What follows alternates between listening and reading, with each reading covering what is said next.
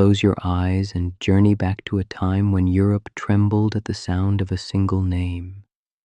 Imagine a small island in the Mediterranean where rocky cliffs meet azure waters, and where in 1769 a child was born who would one day command millions. This is not a fairy tale of princes and castles, but the true story of a man who rose from obscurity to reshape the world. Napoleon Bonaparte, a name that still echoes through history 2 centuries later. He was a dreamer who became an emperor, a soldier who mastered continents, a revolutionary who crowned himself king.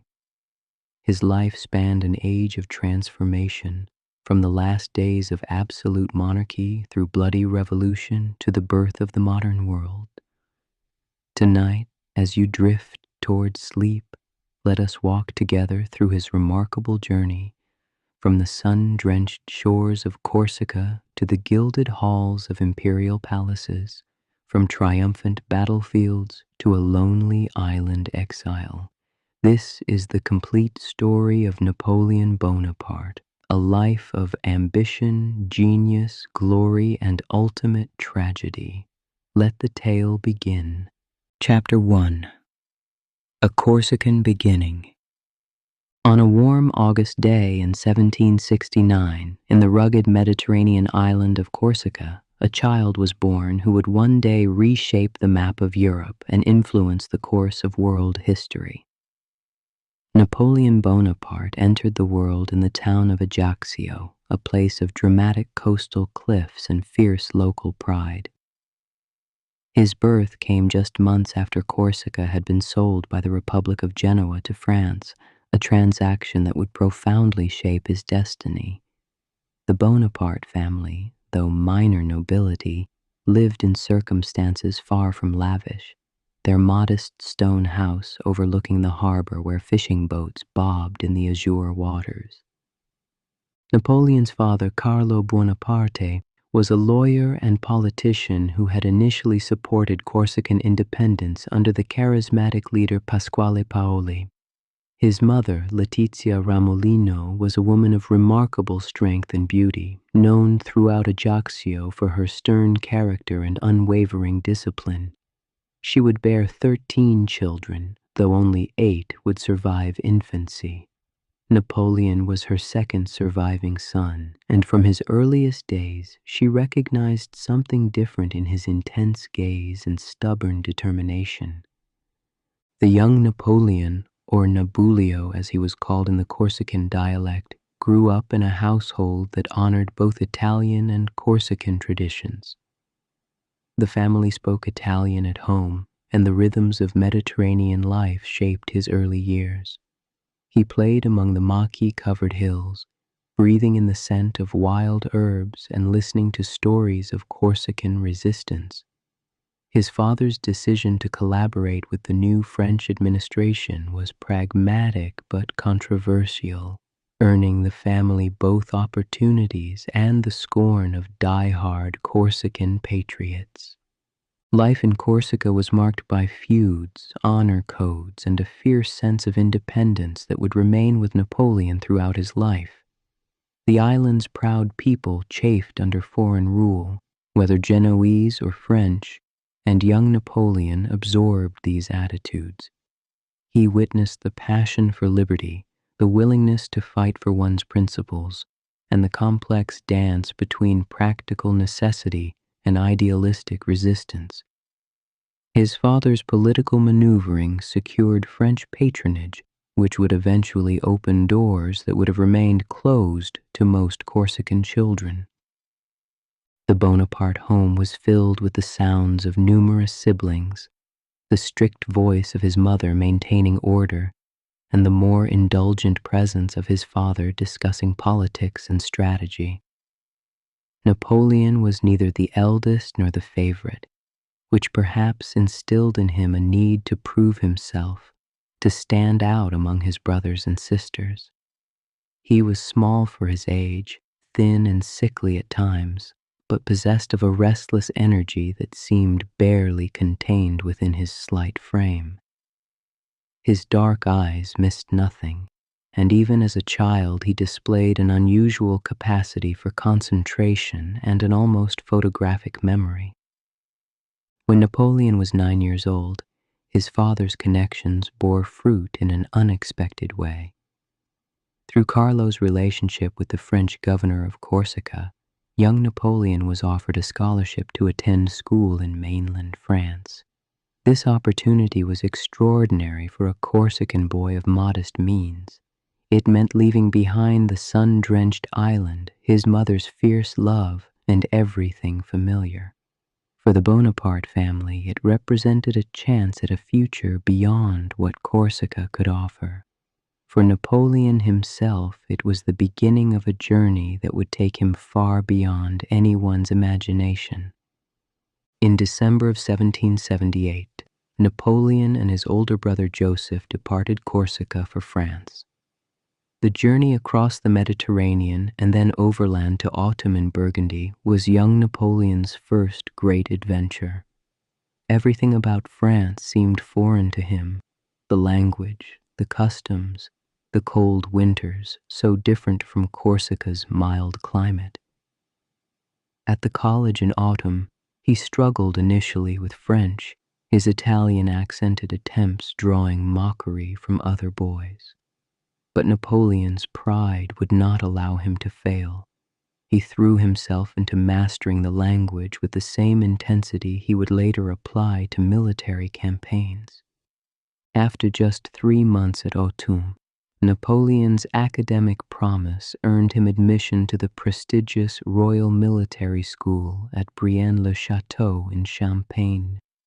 Here, at age 10, he entered an institution designed to train the sons of impoverished nobility for military service.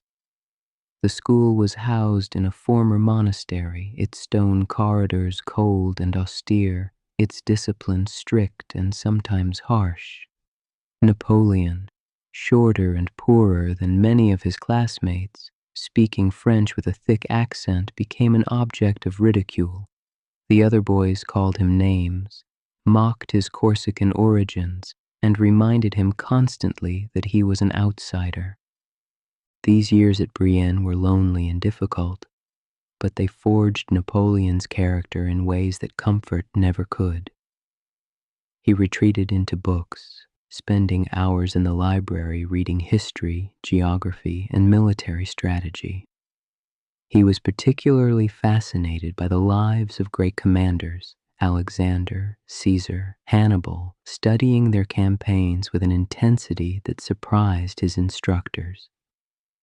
Mathematics became another refuge. He displayed a natural aptitude for calculation and spatial reasoning that would serve him well in artillery, the branch of military service for which he was training. Napoleon's response to mockery was not submission, but defiance. He cultivated a deliberate solitude, building walls around himself that few could penetrate. During recreation periods, while other boys played games, he often walked alone or constructed miniature fortifications in the snow, working out military problems in his mind. When confronted by bullies, he fought back with a ferocity that belied his small stature, earning a grudging respect even from those who disliked him. His teachers noted that he possessed an unusual combination of traits: brilliant mathematical ability, excellent memory, passionate intensity, and an almost frightening determination. The harsh winters of northern France were a shock to a boy raised under Mediterranean skies. Napoleon dreamed of Corsica, wrote letters to his mother describing his homesickness, and nurtured a romantic vision of his island homeland as a place of natural virtue and freedom. This exile, this separation from everything he had known, created in him both a sense of alienation and a burning ambition to prove himself superior to those who had looked down upon him. In the cold dormitories of Brienne, as snow fell outside and his classmates slept, young Napoleon Bonaparte read by candlelight and dreamed of glory. Chapter 2. The Making of a Soldier. In October of 1784, at 15 years old, Napoleon received news that would change the trajectory of his education and life. His performance at Brienne had been sufficiently impressive that he was selected to attend the École Militaire in Paris, France's premier military academy. This was an extraordinary achievement, typically reserved for students who had spent 5 or 6 years at Brienne. Napoleon had completed the program in just 5 years and was among the youngest ever admitted to the Paris school. The move to the capital was both thrilling and daunting for the provincial Corsican teenager. Paris in the 1780s was the cultural and intellectual capital of Europe, a city of grand boulevards and squalid alleys, of philosophical salons and revolutionary pamphlets, of extraordinary wealth existing alongside grinding poverty. The École Militaire, situated on the Champ de Mars, was an imposing building designed to instill in its students a sense of their importance and responsibility. Here, Napoleon found himself among the sons of France's most distinguished noble families, young men whose futures seemed assured by birth alone. Once again, he was the outsider, the scholarship student from a backwater island. But Paris offered Napoleon something Brienne could not: access to a world-class education and the cultural riches of the greatest city in Europe. He threw himself into his studies with renewed intensity, focusing particularly on artillery, a technical branch of military service where mathematical skill mattered more than aristocratic pedigree. His instructors noted his exceptional grasp of geometry and trigonometry, his ability to calculate trajectories and firing solutions with remarkable speed. Artillery was becoming increasingly important in modern warfare, and Napoleon's timing was perfect. Life at the École Militaire was regimented but less harsh than Brienne had been. The students lived in relative comfort, attended balls and social events, and were expected to develop the social graces appropriate to officers and gentlemen. For Napoleon, these social requirements were torture. He remained awkward in company. His accent still marked him as foreign, and his poverty meant he could not afford the fine clothes and entertainments his classmates took for granted. While others attended the opera or courted young women, Napoleon haunted bookshops and libraries, continuing his self-education in history and politics. During his time in Paris, Napoleon's political consciousness began to develop in more sophisticated ways. He read Rousseau and became enthralled with ideas of natural virtue, popular sovereignty, and the social contract. He read Plutarch's Lives and identified with the heroes of classical antiquity who rose through merit rather than birth. He followed contemporary debates about France's political future, the growing criticism of absolute monarchy, and calls for reform. His Corsican background made him naturally sympathetic to ideas of liberty and resistant to arbitrary authority, though he had not yet developed the political philosophy that would later guide him. In September of 1785, after just 1 year at the École Militaire, half the usual time, Napoleon took his final examinations and passed 42nd out of 58 candidates. It was not a brilliant showing, but it was sufficient. At 16 years old, he was commissioned as a second lieutenant of artillery and assigned to the La Fère regiment stationed in Valence in southeastern France. He was now an officer in the King's army with a small salary that he immediately began sending home to support his family in Corsica. His father had died earlier that year, leaving the family in precarious financial circumstances, and Napoleon felt the weight of responsibility as the de facto head of the family. Garrison life in Valence was tedious for an ambitious young officer. The duties were light, the social life provincial, and Napoleon found himself with enormous amounts of free time. He used it to continue reading voraciously, filling notebook after notebook with observations, calculations, and extracts from his reading. He read everything: military history, political philosophy, geography, even romantic novels. He walked the countryside, sketching terrain features and thinking through hypothetical military problems. He remained isolated socially, his poverty and awkward manner keeping him apart from his fellow officers who pursued the usual diversions of wine, women, and cards. Napoleon made several trips back to Corsica during these years, each visit reconnecting him with his family and rekindling his passionate Corsican patriotism. He became involved in local politics, writing pamphlets in support of Corsican interests and dreaming of a role in his homeland's future. He corresponded with Pasquale Paoli, the exiled Corsican patriot who was his father's old hero, expressing his devotion to Corsican liberty. These visits also brought him face to face with his family's continuing financial struggles. His mother, Letizia, managed the household with iron discipline, but there were many mouths to feed and little money.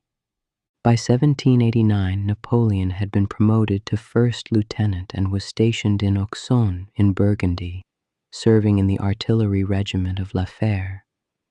He was 20 years old, still poor, still awkward, still driven by an ambition whose objects remained unclear even to him. He knew he was capable of great things, but saw no clear path to achieving them. The rigid hierarchies of the French army, where advancement depended largely on noble birth, seemed to offer little opportunity for a Corsican officer of modest means. He began to write, producing essays on politics and history, perhaps imagining a literary career if military glory remained elusive. Then, in the summer of 1789, everything changed. News reached Auxonne that Paris had exploded into revolution. The Bastille, that ancient symbol of royal tyranny, had been stormed by crowds demanding bread and liberty.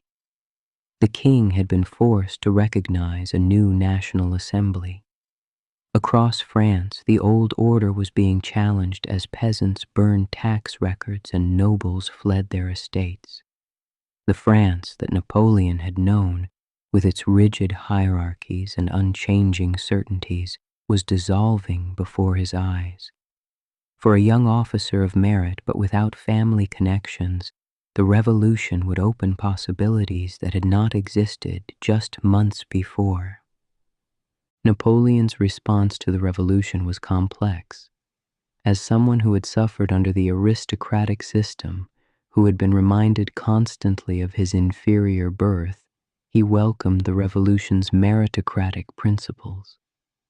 The Declaration of the Rights of Man and Citizen, with its assertion that all men were born free and equal, resonated with his Corsican sensibilities and his reading of Enlightenment philosophy. Yet he also recognized that revolution meant disorder and disorder meant opportunity. The old certainties that had constrained him were breaking down, and in the chaos, a man of talent and ambition might rise. The early 1790s were tumultuous years for France and for Napoleon personally. He shuttled between his regiment, Paris, and Corsica, trying to position himself advantageously as events unfolded. In Corsica, he became increasingly involved in local revolutionary politics, hoping to play a significant role in determining the island's future within revolutionary France.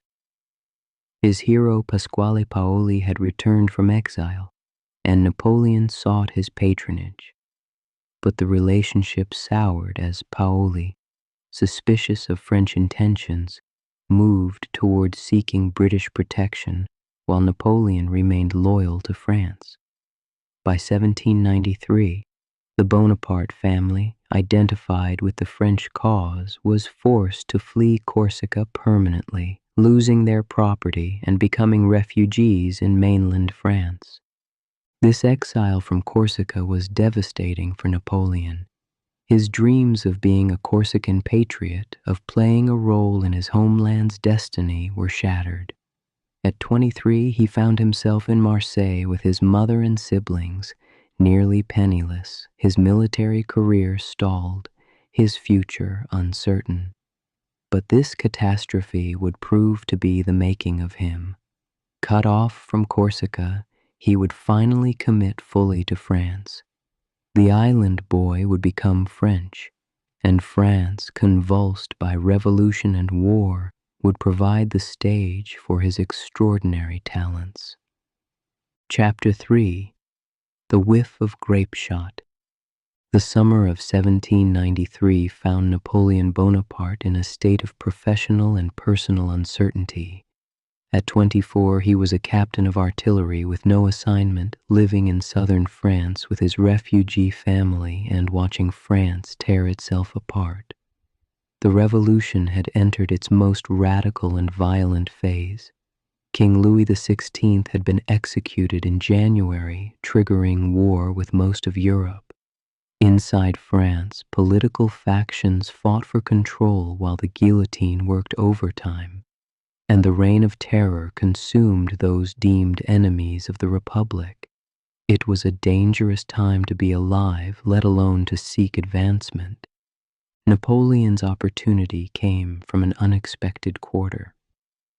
The Mediterranean port city of Toulon, home to a significant portion of France's naval fleet, had revolted against the revolutionary government and invited British and Spanish forces to occupy it. For the Republic, this was a catastrophe, a vital naval base in enemy hands, a royalist stronghold on French soil. An army was assembled to retake the city, but the siege was progressing poorly. The commander of artillery was wounded, and a replacement was desperately needed. Through a combination of fortunate connections and his growing reputation as a skilled artillery officer, Napoleon received orders to join the siege. Arriving at Toulon in September 1793, Napoleon immediately assessed the situation with his characteristic analytical intensity. The Allied forces held strong positions, protected by the city's substantial fortifications and supported by British warships in the harbor. The French siege lines were poorly positioned, their artillery ineffectively placed. Napoleon saw what others had missed. The key to Toulon was a promontory called Fort-les-Guillettes, which commanded the narrow harbor entrance. If the French could position heavy guns there, they could make the harbor untenable for British ships. Without naval support, the city would have to surrender. Napoleon presented his plan to the overall commander, and despite initial resistance from more senior officers who resented taking advice from a young, obscure Corsican captain, the strategy was adopted. Napoleon threw himself into the work with maniacal energy. He organized the gathering of artillery pieces, supervised their positioning, calculated firing solutions, and led by personal example. He worked alongside the gunners, often exposed to enemy fire, seemingly indifferent to danger. During one bombardment, his horse was killed beneath him. Another time, he was wounded in the thigh by a British bayonet. His courage and competence began to attract attention. The representative of the revolutionary government overseeing the siege was a young lawyer named Augustin Robespierre, brother of the more famous Maximilien Robespierre, who effectively ruled France from Paris. Augustin was impressed by Napoleon's dedication and ability. He began including favorable mentions of the artillery captain in his reports to Paris. This patronage was invaluable, but also dangerous. The Robespierres were powerful. But in revolutionary France, today's powerful patron could be tomorrow's executed traitor. Napoleon was playing a high-stakes game whether he knew it or not. By mid-December, Napoleon's batteries were in position and began their bombardment. The guns on Fort La Galette rained fire on the British ships, making their position increasingly untenable. As Napoleon had predicted, the British commander recognized that holding Toulon without control of the harbor was impossible. On the night of December 18th, British forces began their evacuation, setting fire to French ships they could not take with them. The next day, Republican forces entered Toulon. The city had been retaken, and Napoleon's strategy had been vindicated. The victory at Toulon transformed Napoleon's career overnight. He was promoted to brigadier general at age 24, an almost unprecedented rise for someone of his background. His name was now known in Paris, associated with a significant military success. For a young officer with no family connections, who had been an unemployed refugee just months earlier, this was a remarkable reversal of fortune. But Napoleon understood that in revolutionary France, fortunes could reverse again just as quickly. He needed to capitalize on his success while he could. In early 1794, Napoleon was assigned to the army of Italy, tasked with planning operations against Piedmont and Austria in the Alps. He threw himself into this work, producing detailed plans for offensive operations that demonstrated his growing mastery of logistics, terrain, and strategy. His proposals were ambitious and aggressive, calling for rapid movements and concentrated force to defeat enemies in detail. But before these plans could be tested, political events in Paris once again transformed his circumstances. In late July 1794, Maximilien Robespierre fell from power and was executed, ending the Reign of Terror. This should have been welcomed, but for Napoleon it created a crisis. His patron Augustin Robespierre was guillotined alongside his brother, and Napoleon's association with the family suddenly became dangerous. In August, he was arrested in Nice on suspicion of being a Robespierrist sympathizer. For 2 weeks, the hero of Toulon sat in prison, his career seemingly finished, his life potentially forfeit. The blade that had taken so many heads seemed poised to claim his as well. Napoleon's release came through the intervention of officers who testified to his military competence and argued that his relationship with the Robespierres had been purely professional. He was freed but remained under a cloud of suspicion. For several months he found himself effectively unemployed, his requests for command positions ignored by authorities wary of his past associations. He spent time in Paris, living in poverty, contemplating his future. He even briefly considered leaving French service to seek employment with the Ottoman Empire, which was seeking European officers to modernize its army. His situation seemed desperate, but once again circumstances would provide an opportunity. By October 1795, Paris itself was in turmoil. The new government, the Directory, faced challenges from both royalists who wanted to restore the monarchy and radicals who wanted to continue the revolution. On October 5th, royalist sections of the Paris National Guard, supported by tens of thousands of armed citizens, marched on the National Convention in an attempted coup. The Directory needed someone to defend the government, and they needed that person immediately. Paul Barras, one of the directors and a man who had known Napoleon at Toulon, remembered the young general's reputation for decisive action. He appointed Napoleon to command the defense of the convention. Napoleon had just hours to organize a response against a force that vastly outnumbered the reliable troops available to defend the government. His solution was characteristically direct and ruthless. He sent an officer to collect 40 artillery pieces from a nearby arsenal and had them placed at strategic points throughout the city center. When the royalist columns advanced, Napoleon's guns opened fire with grape shot, clustered rounds that turned cannons into giant shotguns. The confrontation, later known as the 13th Vendémiaire, lasted only a few hours. Napoleon's artillery fire into the crowded streets killed between 200 and 300 insurgents and shattered the rebellion. It was brutal but effective. The Directory was saved and Napoleon was once again a hero.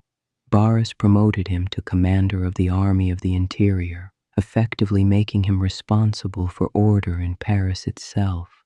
At 26 years old, the provincial Corsican was now one of the most powerful military figures in France.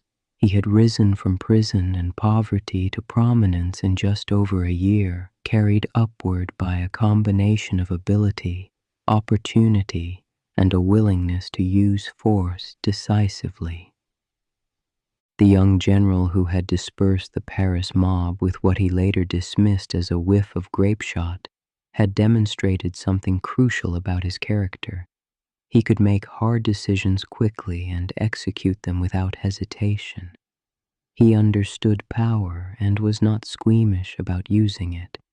He was also fortunate to be in the right place at the right moment, fortunate that those in power recognized his talents and were desperate enough to use them.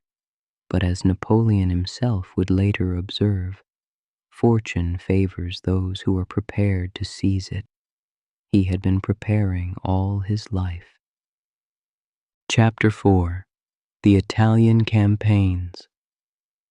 In March of 1796, Napoleon Bonaparte received the appointment that would transform him from a promising young general into a military legend. He was named commander of the Army of Italy, tasked with conducting operations against the Austrian Empire and its Italian allies. He was just 26 years old, and many of the generals he would command were veterans with decades more experience. Some resented serving under this young upstart with his Corsican accent and unconventional ideas. They would not resent him for long. Before departing for Italy, Napoleon married Josephine de Beauharnais, a widow 6 years his senior who moved in Parisian high society. Their courtship had been whirlwind, Napoleon pursuing her with the same intensity he brought to military matters. She was elegant, sophisticated, and connected, everything he was not. For Napoleon, who remained socially awkward despite his growing fame, Josephine represented access to a world that had always excluded him. For her part, Josephine saw a rising star, though she could hardly have imagined how high he would rise. Their wedding was a civil ceremony, brief and almost perfunctory. Days later, Napoleon left for Italy, writing passionate letters to his new bride from the road. The army of Italy that Napoleon inherited was in poor condition. The soldiers were undersupplied, underpaid, and demoralized. They had spent years fighting inconclusive campaigns in the difficult terrain of the Alps and the Po Valley. Their boots were worn through, their uniforms were rags, and many were near starvation. The army's mission, to tie down Austrian forces while the main French armies operated on the Rhine, was defensive and unglamorous. No one expected this to be the decisive theater of the war. No one except Napoleon. Napoleon's first act was to address his army with words that would become famous. "Soldiers, you are naked and ill-fed. The government owes you much but can give you nothing.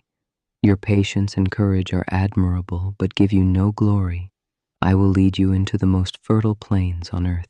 Rich provinces and great cities will be in your power. There you will find honor, glory, and riches."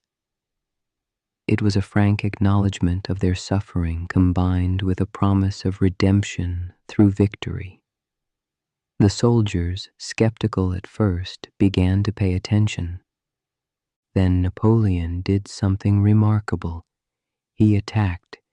In a series of battles fought in April 1796, he demonstrated a new kind of warfare that left his opponents bewildered. At Montenotte, Millesimo, and Mondovì, he defeated Piedmontese and Austrian forces that outnumbered his own army. His secret was speed and concentration. He moved his forces rapidly, using interior lines to shift troops from point to point faster than his enemies could respond.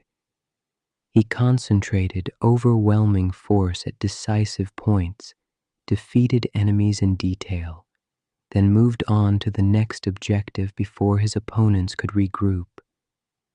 It was warfare conducted at a tempo that 18th century commanders found almost incomprehensible. Within 3 weeks, Napoleon had knocked Piedmont out of the war and was advancing into Lombardy. The cities of northern Italy, Milan, Pavia, Lodi, fell in rapid succession.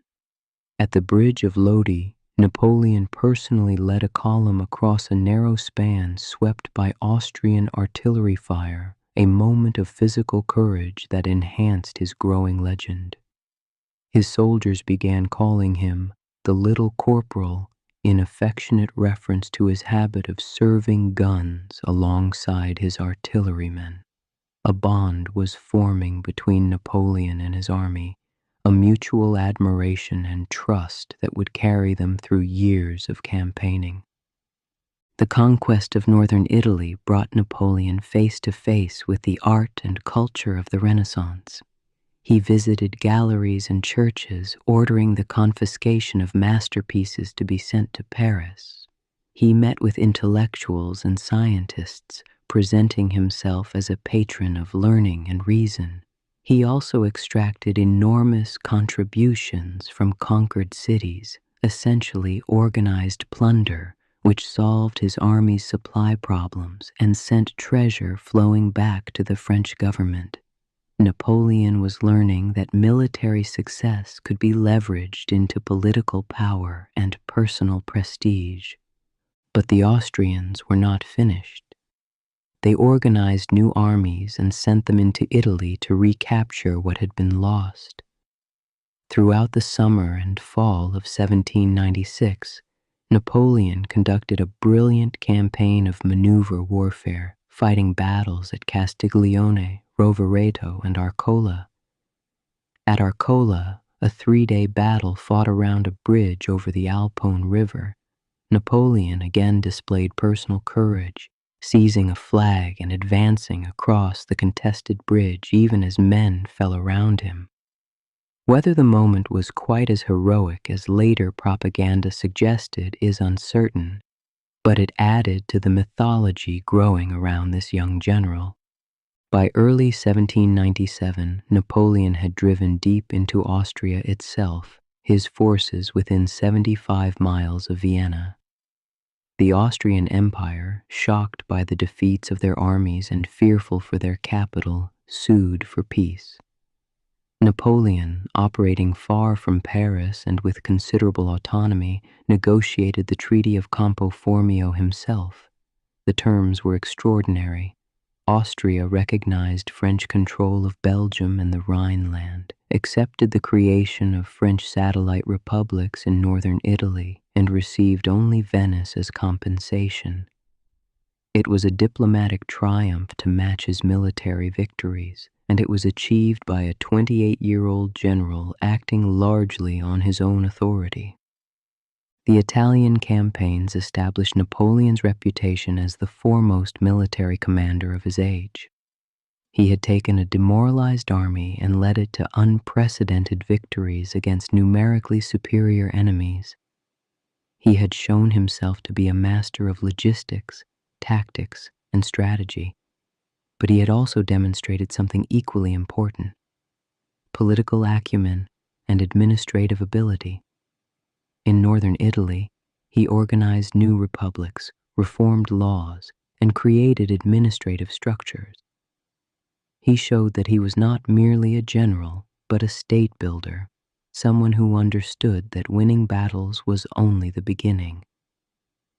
When Napoleon returned to Paris in December 1797, he was greeted as a conquering hero. Crowds lined the streets, and the Directory organized elaborate ceremonies in his honor. At 28, he was the most famous man in France, celebrated in newspapers, in popular songs, and in theatrical productions. His portrait was everywhere.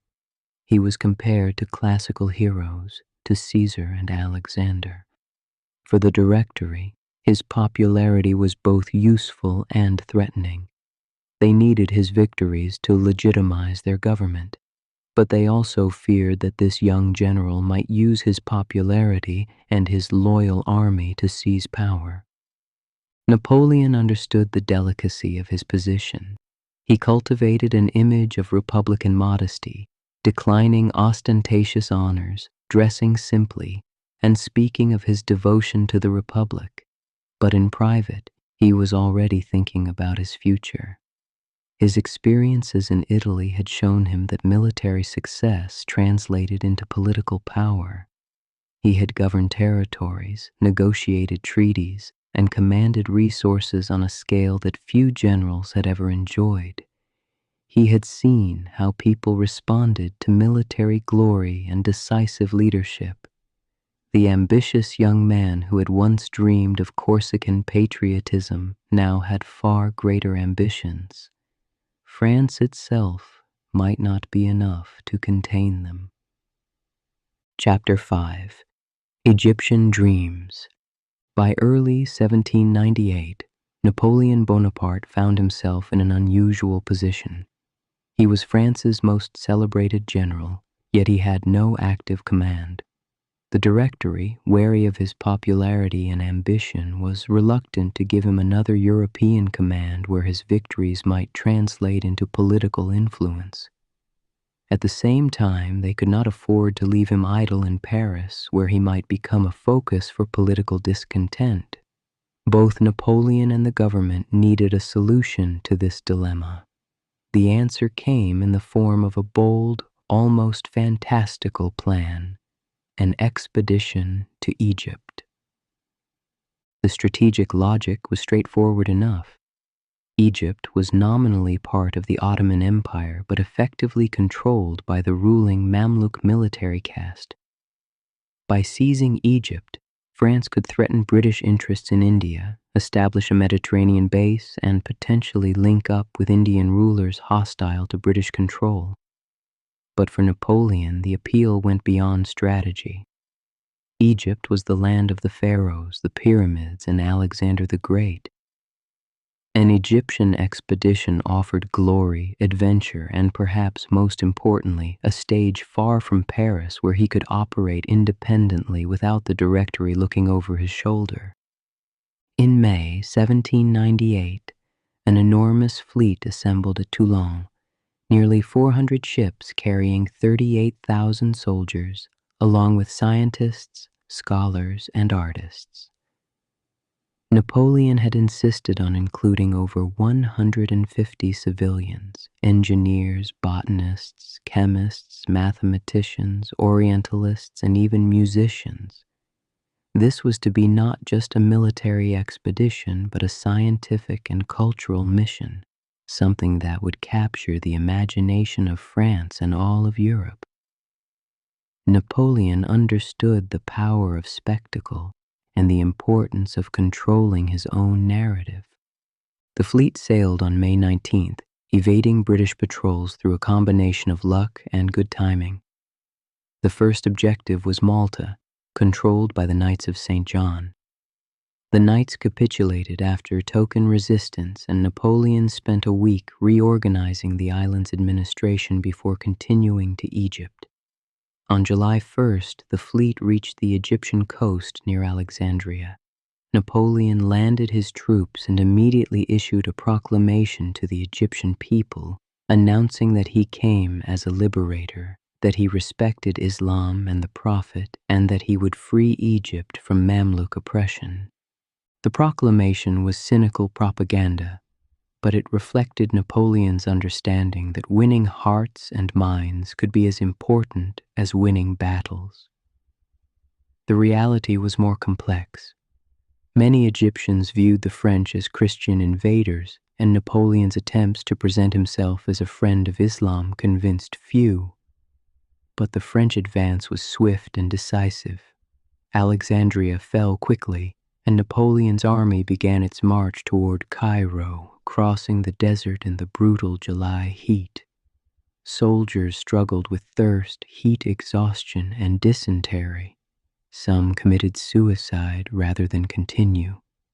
But Napoleon drove them forward, promising that Cairo and its riches lay just ahead. On July 21st, near the village of Mbabe, within sight of the pyramids of Giza, Napoleon's army encountered the main Mamluk force. The Mamluks were formidable warriors, superb horsemen equipped with fine weapons and armor, confident in their martial prowess. They charged repeatedly against Napoleon's forces, expecting to break through as they had broken so many enemies before.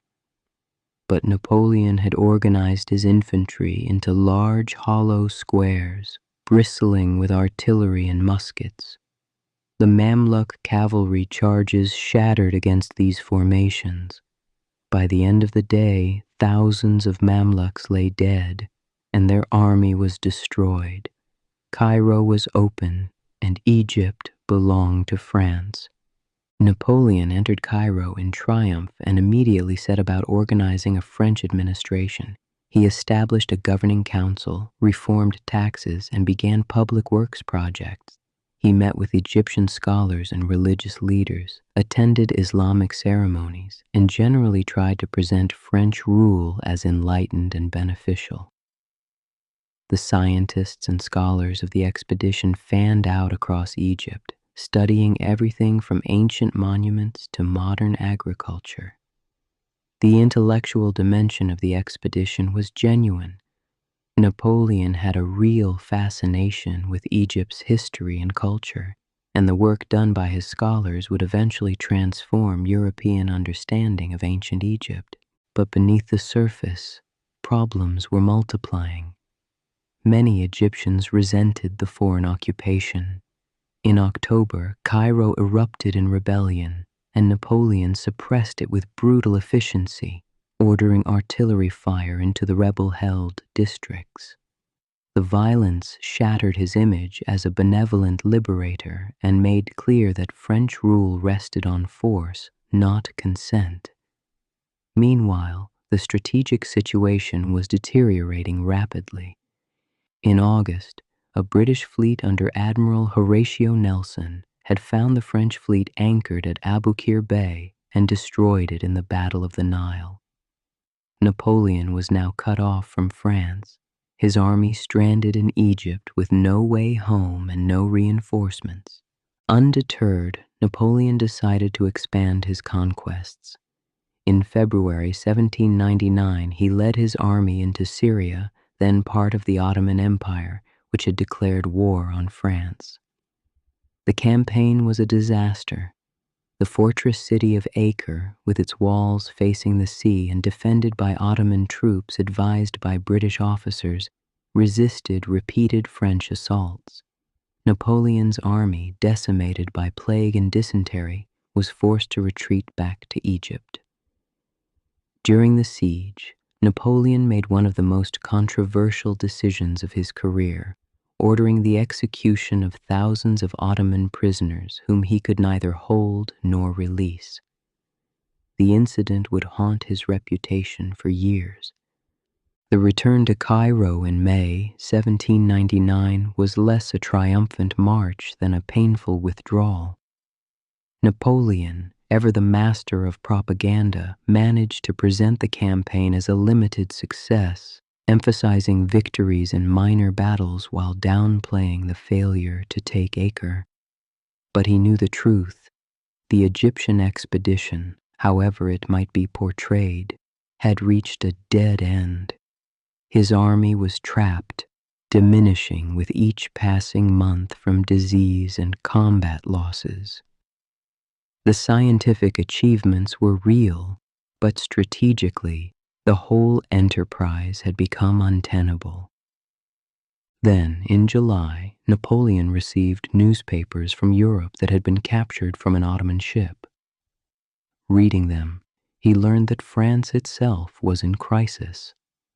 The Directory was tottering. Military defeats in Europe had reversed the gains of previous years, and political chaos threatened. Napoleon saw opportunity in disaster. France needed strong leadership, and here he was, trapped in Egypt, while lesser men mismanaged the revolution he had done so much to defend. He made a decision that would have seemed incredible to the idealistic young officer of a decade earlier.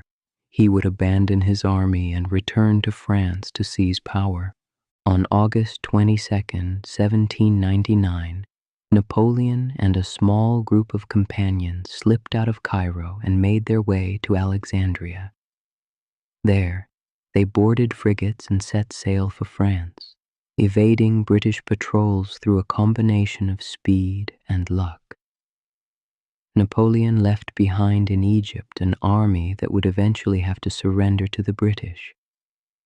He left behind soldiers who had followed him loyally through desert and plague, but he was returning to France at exactly the right moment, armed with enough military glory to fuel his ambitions but unburdened by the actual failure of the Egyptian campaign. As his ship crossed the Mediterranean, Napoleon contemplated his future. Egypt had not brought him Alexander's empire, but it might yet bring him something greater: control of France itself.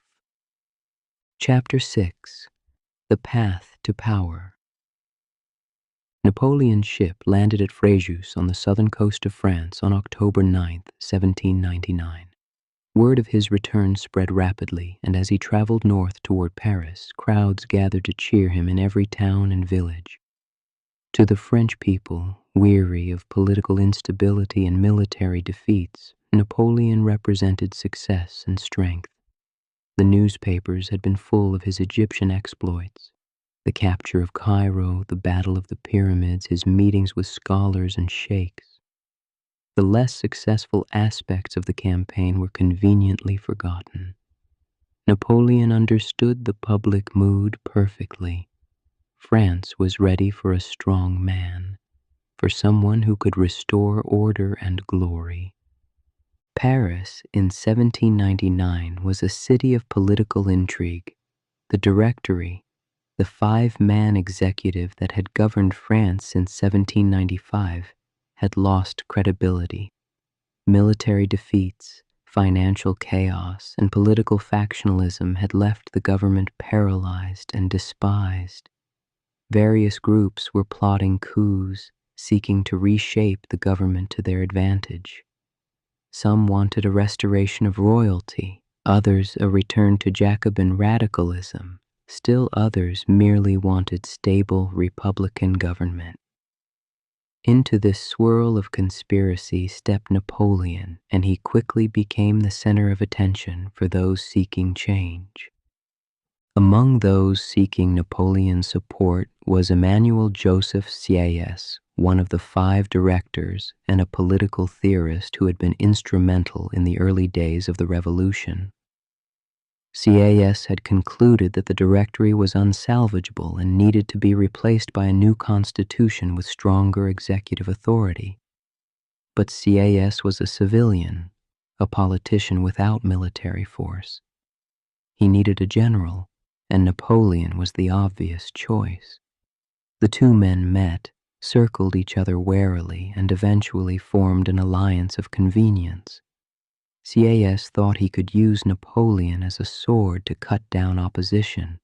Napoleon let him think that.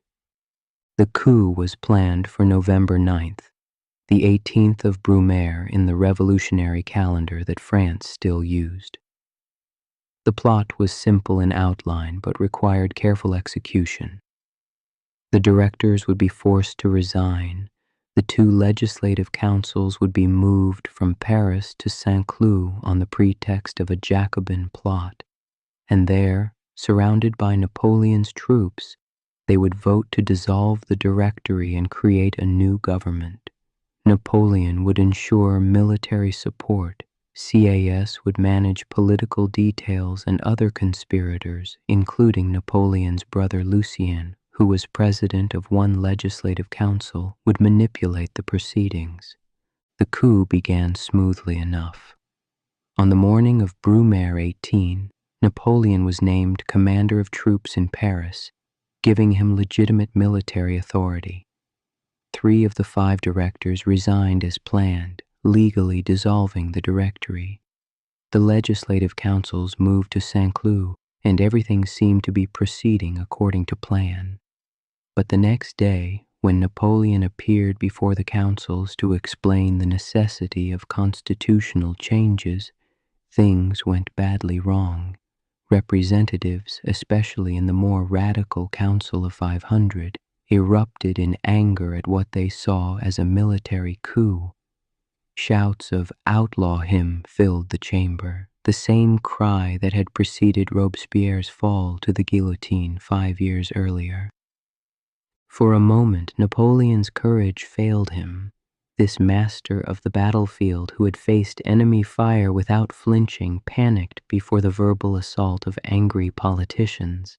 He stammered, struggled to speak, and was led from the chamber by aides. The coup seemed on the verge of collapse, but Napoleon Bonaparte, presiding over the Council of 500, rose to the occasion. He dramatically announced that the council was being terrorized by a handful of deputies with daggers, that their lives were in danger. He rushed outside to where Napoleon commanded grenadiers and called on them to rescue the Republic from assassins. The soldiers, led by Joachim Murat, Napoleon's cavalry commander and future brother-in-law, entered the chamber with fixed bayonets. The sight of armed troops was enough. Representatives fled through windows and doors, many still wearing their official togas. By evening, a rump of cooperative legislators had been assembled to vote on the new constitution.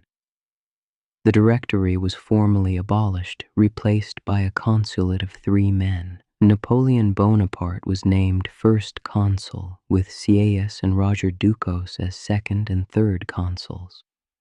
On paper, they were equals. In reality, as everyone understood, Napoleon was in control. The coup of Brumaire marked the effective end of the French Revolution. For 10 years, France had experimented with various forms of government: constitutional monarchy, radical republic, the Directory. All had failed or been overthrown. Now, power rested with a military strongman, though one who carefully maintained republican forms and language. Napoleon immediately set about consolidating his authority. He moved into the Tuileries Palace, the former residence of French kings. He began holding court, receiving diplomats, and functioning as head of state, even though technically he shared power with the other consuls. The new constitution, drafted under Napoleon's supervision, was a masterpiece of democratic window dressing over autocratic reality.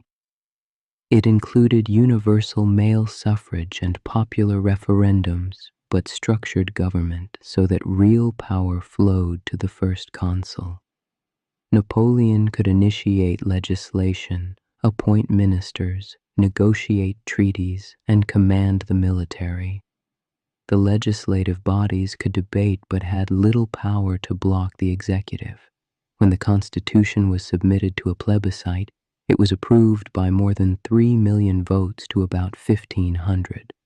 Whether the numbers were accurate is doubtful, but the propaganda value was immense. Napoleon's first priority as first consul was to restore order and stability to France. The country was exhausted by a decade of revolution, war, and upheaval. Napoleon offered what the people desperately wanted: peace at home and victory abroad. efficient administration in place of chaos, and an end to the ideological extremism that had characterized the revolution's radical phase. He was neither a reactionary seeking to restore the old regime nor a revolutionary pushing for further radicalization. He presented himself as the man who would preserve the revolution's gains while ending its excesses.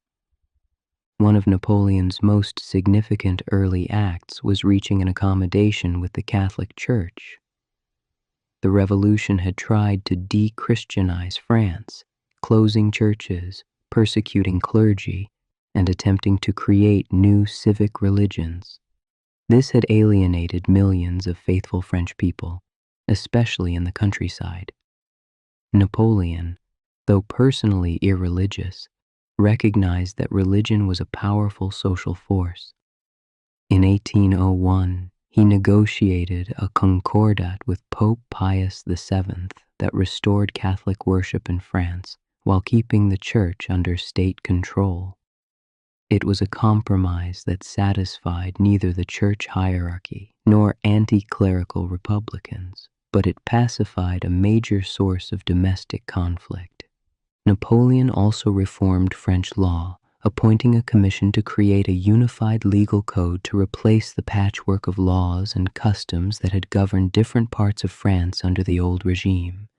The resulting civil code, often called the Napoleonic Code, was one of his most lasting achievements. It enshrined equality before the law, religious tolerance, property rights, and the abolition of feudalism. It also reflected more conservative values, reinforcing patriarchal family structures and restricting women's rights. The code would eventually be adopted or influence legal systems throughout Europe and Latin America, extending Napoleon's influence far beyond his military conquests. But Napoleon knew that his power ultimately rested on military success. France was still at war with Britain and Austria, and he needed victories to maintain his political position. In May 1800, Napoleon personally led an army across the Alps in a daring campaign to relieve the French army besieged in Italy. On June 14th, at the village of Marengo, he fought a desperate battle against Austrian forces. For most of the day, the battle went badly for the French, and Napoleon considered retreating. But in late afternoon, French reinforcements arrived and launched a counterattack that turned near defeat into victory. Marengo secured French control of Italy and added another glorious chapter to Napoleon's legend, even though the battle had been a close-run thing.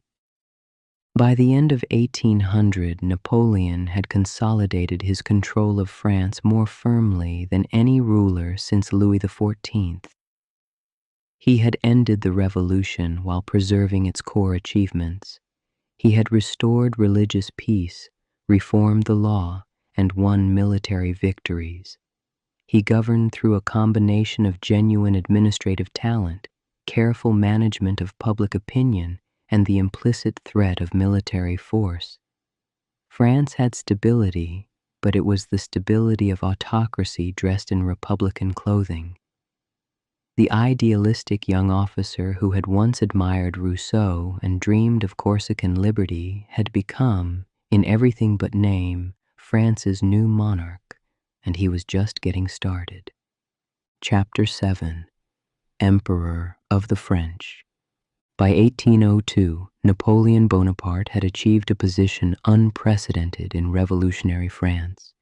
As first consul for life, a title granted by another plebiscite, he wielded powers that approached those of the old monarchy, but Napoleon was not content with informal supremacy.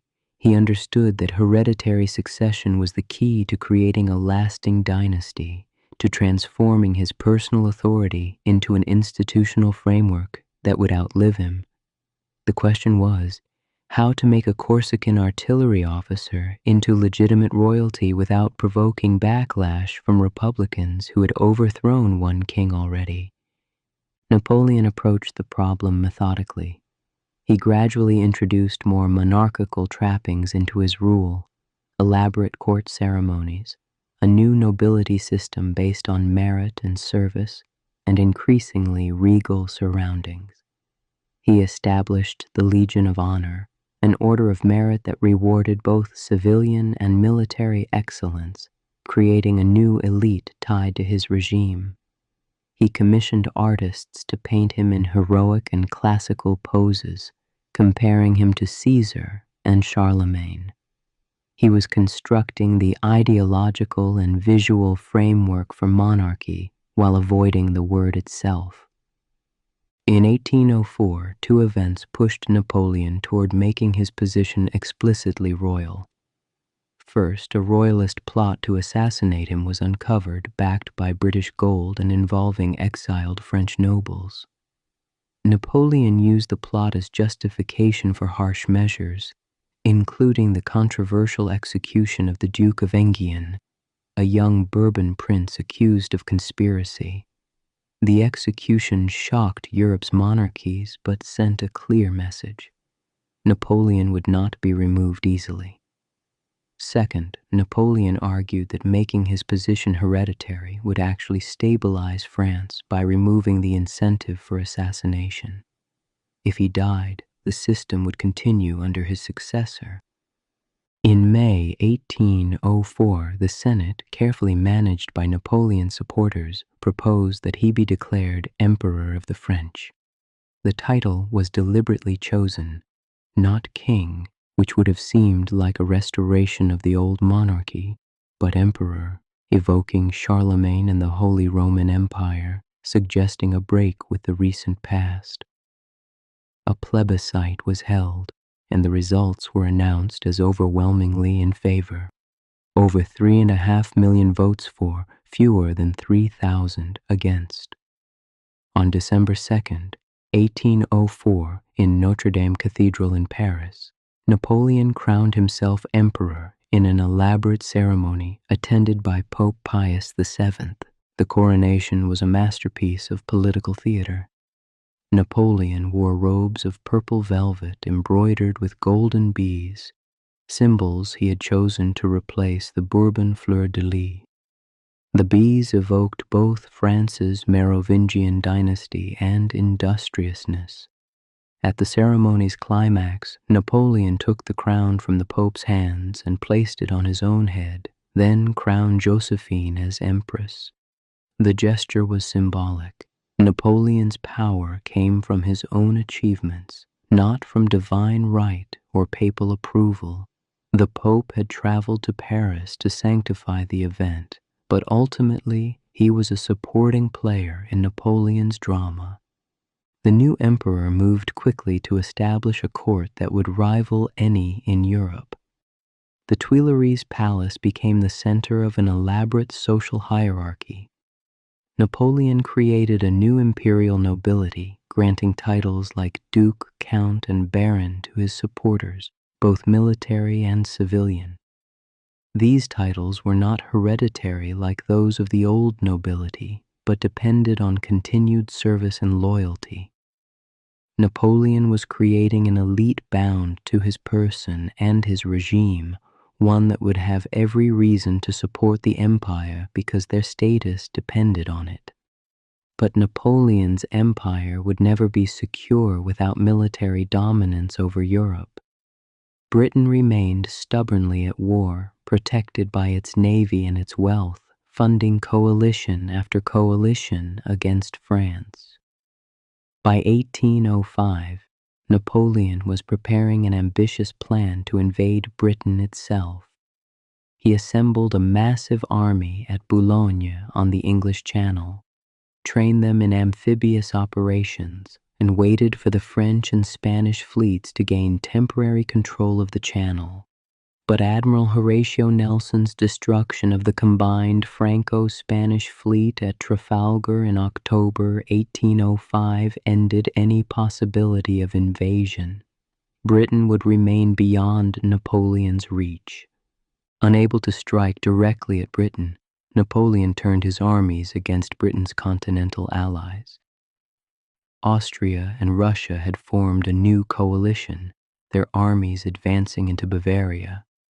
Napoleon abandoned his invasion camp and marched eastward with astonishing speed. In a brilliant campaign of maneuver, he trapped an entire Austrian army at Ulm, forcing its surrender without a major battle. Then he advanced on Vienna, capturing the Austrian capital in November. The decisive confrontation came on December 2nd, 1805, exactly 1 year after his coronation, at Austerlitz in Moravia. The Battle of Austerlitz would become Napoleon's most celebrated victory. Facing combined Austrian and Russian forces that outnumbered his army, Napoleon deliberately weakened his right flank, inviting the enemy to attack there. When they did, he launched a devastating counterattack against their center, splitting the Allied army in two. The Russian and Austrian emperors, who had personally attended the battle expecting to witness Napoleon's defeat, instead watched their armies disintegrate. By day's end, the Allies had lost 27,000 men killed, wounded, or captured. Austria sued for peace immediately, and the Third Coalition collapsed. Austerlitz secured French dominance over Central Europe. In the treaties that followed, Napoleon redrew the map. The Holy Roman Empire, that ancient institution dating back more than 800 years, was dissolved. German states were reorganized into the Confederation of the Rhine under French protection. Austria was humbled, losing extensive territories. Napoleon's brothers and marshals were installed as kings and princes across Europe. Joseph became King of Naples, Louis became King of Holland, and Napoleon's stepson Eugene was made Viceroy of Italy. The Bonaparte family had become a ruling dynasty. But success brought new challenges. Prussia, alarmed by French dominance of Germany, entered the war in 1806. Napoleon responded with characteristic speed and overwhelming force. In October 1806, he destroyed the Prussian army in twin battles at Jena and Auerstedt, then occupied Berlin. He pushed on into Poland, fighting savage winter campaigns against Russian armies. The war finally ended in June 1807 with French victory at Friedland. Russia's Tsar Alexander I met Napoleon on a raft in the middle of the Niemen River at Tilsit to negotiate peace. The treaties of Tilsit marked the zenith of Napoleon's power. France and Russia divided Europe into spheres of influence. Prussia was reduced to half its former size. Napoleon created new satellite kingdoms in Germany and Poland. He seemed to bestride the continent like a colossus, the master of Europe in a way no ruler had been since Roman times. His court rivaled Versailles in splendor, his armies were undefeated in major battles, and his administrative reforms were transforming societies across Europe.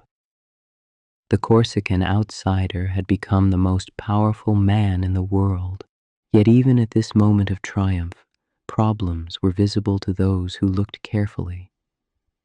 The empire was overstretched, dependent on Napoleon's personal military genius and the loyalty of armies who followed him because he led them to victory. The continental system, Napoleon's attempt to economically strangle Britain by forbidding European trade with the island nation, was unpopular and difficult to enforce. The Spanish were restive under French domination, the Russians were unreliable allies, and Britain, though contained, remained undefeated, its navy controlling the seas and its wealth funding resistance to French power. Napoleon had climbed to extraordinary heights, but he was discovering what Alexander and Caesar had learned before him. Empires are easier to conquer than to hold. Chapter 8. The Peninsula and the Divorce. In 1807, at the height of his power, Napoleon Bonaparte made a series of decisions that would initiate his empire's slow unraveling. The first concerned Spain. The Bourbon monarchy there was weak and corrupt, its king, Charles IV, dominated by his chief minister, Manuel Godoy. Napoleon saw opportunity. If he could control Spain, he would control its ports and close them to British trade, finally making his continental system effective. He would also gain access to Spain's still considerable colonial empire in the Americas. The plan seemed straightforward: depose the incompetent Bourbons and install one of his brothers on the Spanish throne. French troops entered Spain under the pretext of marching to Portugal, Britain's ally. By May 1808, through a combination of manipulation and force, Napoleon had secured the abdication of both Charles IV and his son Ferdinand VII. He summoned them to Bayonne in France, extracted their renunciations, and declared his brother Joseph to be the new King of Spain. On paper, it looked like another brilliant political coup. In reality, Napoleon had made one of his worst miscalculations.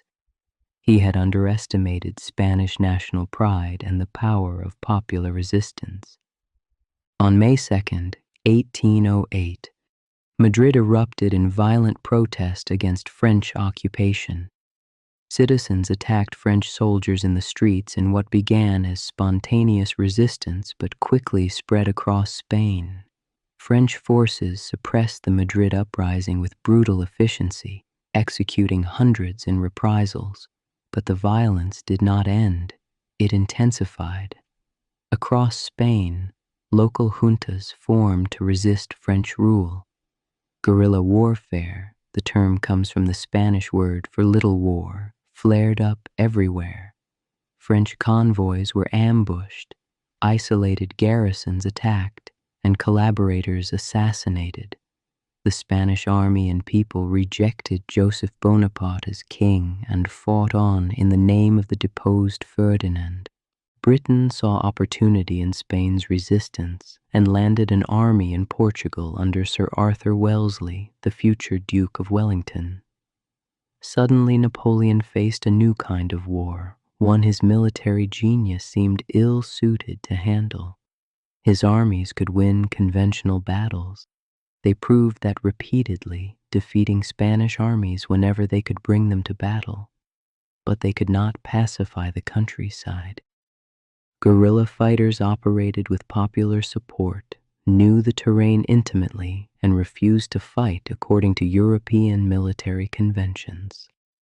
The Peninsular War, as it became known, would drain French resources for 6 years and destroy 300,000 French soldiers, tying down armies that Napoleon desperately needed elsewhere.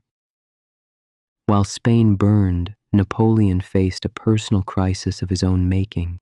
His marriage to Josephine, though marked by genuine affection on his part, had failed in its most important purpose, producing an heir. Josephine had 2 children from her first marriage, proving she could bear children.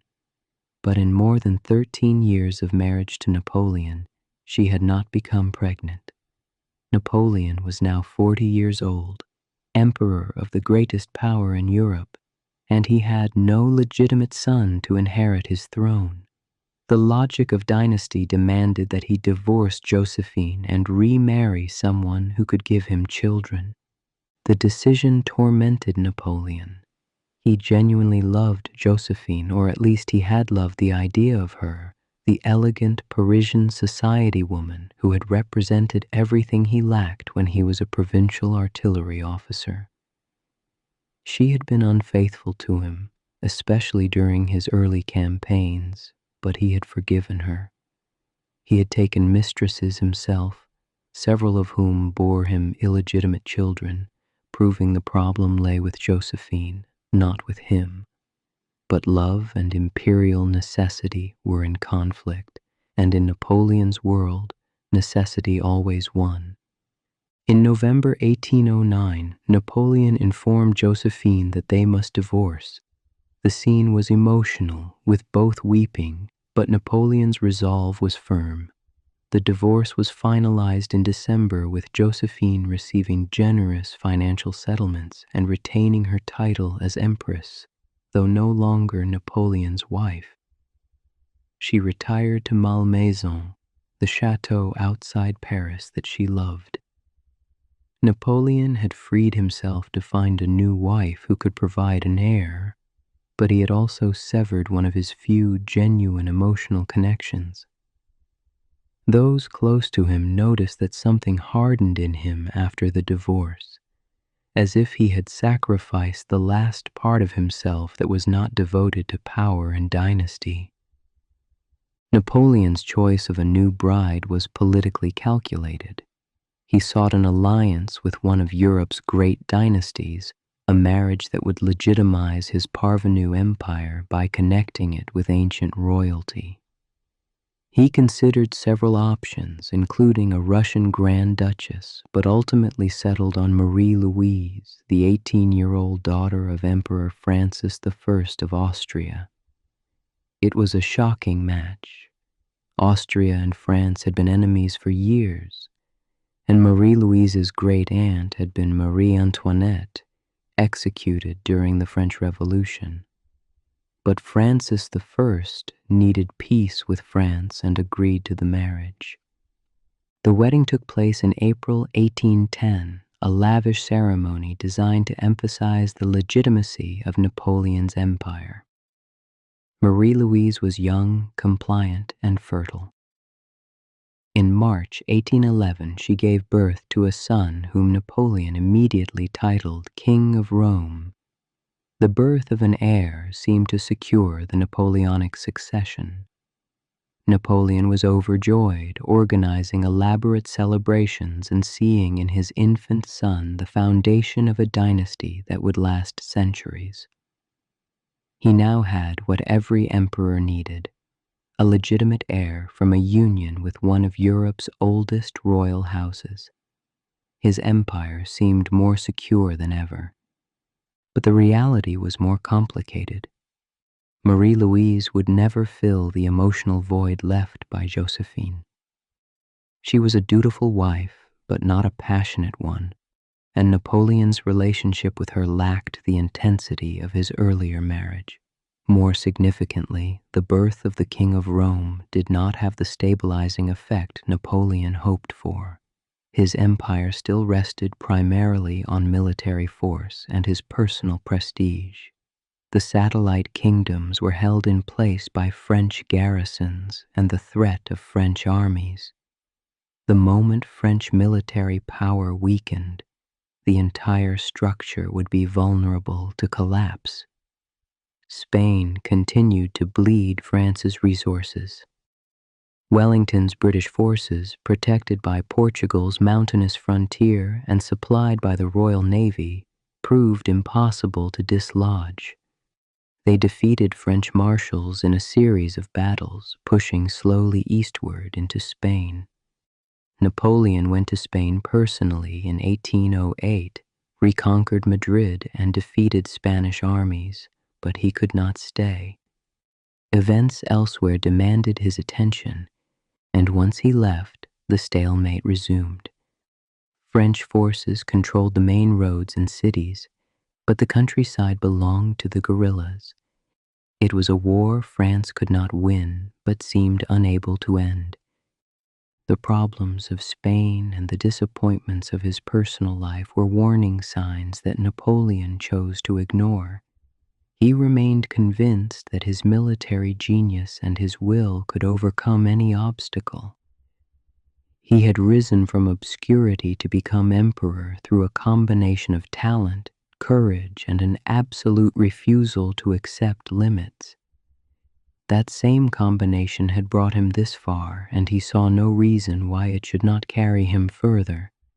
But empires operate according to different rules than military campaigns. Victory in battle does not guarantee stability in peace, and Napoleon, for all his brilliance, had never learned the difference. Chapter 9. The Russian Gamble. By 1811, Napoleon Bonaparte controlled an empire larger than any European power since Rome. Yet he was not satisfied because one major power remained outside his system: Russia. Tsar Alexander I had been an ally since 1807, but the alliance was fraying. Russia chafed under the continental system, which damaged its economy by preventing trade with Britain. Alexander was ignoring the trade restrictions, and Napoleon saw this as both a personal betrayal and a strategic threat to his entire system. If Russia could defy the continental system with impunity, other nations would follow. Napoleon concluded that Russia must be brought to heel by force if necessary. The decision to invade Russia was Napoleon's greatest strategic error, though few recognized it at the time. In the spring of 1812, he assembled the largest army Europe had ever seen, nearly 600,000 men drawn from France and its satellite states. It was a polyglot force: French, Poles, Germans, Italians, Dutch, united only by French command and Napoleon's reputation. The logistics of moving and supplying such a massive army were daunting. Napoleon spent months planning, assembling enormous supply magazines in Poland, and trying to ensure his army could be fed as it advanced into Russia's vast interior. On June 24, 1812, the Grande Armée crossed the Niemen River into Russia. Napoleon expected a decisive battle near the frontier where Russian forces would be destroyed, leading to a negotiated peace before winter. But the Russians, under General Mikhail Kutuzov, refused to cooperate. They retreated, drawing the French deeper into Russia while avoiding major engagements. The Russian army destroyed crops and supplies as it withdrew, leaving the French to advance through a devastated landscape where finding food became increasingly difficult. The French army began suffering before it had fought a single major battle. The logistics system that Napoleon had carefully constructed broke down under the strain of distance and poor roads. Horses died by the thousands, depriving the army of cavalry and transport. Soldiers began falling ill from dysentery and typhus. Discipline eroded as hungry soldiers looted villages and struggled. The Russian summer heat was oppressive, and thunderstorms turned roads into rivers of mud. By the time the army reached Smolensk in August, it had already lost more than 100,000 men without fighting a major engagement. Napoleon pushed on toward Moscow, still convinced that one decisive victory would force Alexander to sue for peace. On September 7th at Borodino, 70 miles west of Moscow, the Russians finally made a stand. The Battle of Borodino was one of the bloodiest single days in military history. Napoleon's forces attacked entrenched Russian positions in a grinding battle of attrition that lasted all day. The French eventually held the field, but at terrible cost: 35,000 casualties. The Russians lost even more, perhaps 50,000, but their army retreated intact, still capable of resistance. 1 week later, on September 14th, Napoleon entered Moscow. He expected the city's capture would force Alexander to negotiate. Instead, he found the city largely evacuated. That night, fires broke out across Moscow. Whether deliberately set by Russian patriots or accidentally started by French soldiers was never clear. The fires raged for days, destroying 3/4 of the city. Napoleon found himself occupying a burned-out shell with winter approaching and the Tsar refusing to negotiate. For the first time in his career, Napoleon seemed uncertain about what to do next. For 5 weeks, Napoleon remained in Moscow's ruins, waiting for Alexander to offer peace terms that never came. It was a fatal delay. October passed, then early November, and still Napoleon hesitated to begin the retreat that everyone knew was inevitable. When the army finally left Moscow on October 19th, it was already too late. The retreat became one of history's great military catastrophes. As temperatures plummeted and snow began to fall, the Grande Armée disintegrated. Soldiers froze to death, starved, or were killed by Russian forces and Cossack raiders who harassed the retreating columns constantly. Discipline collapsed entirely. The army became a desperate mob struggling westward, abandoning equipment, artillery, and wounded comrades.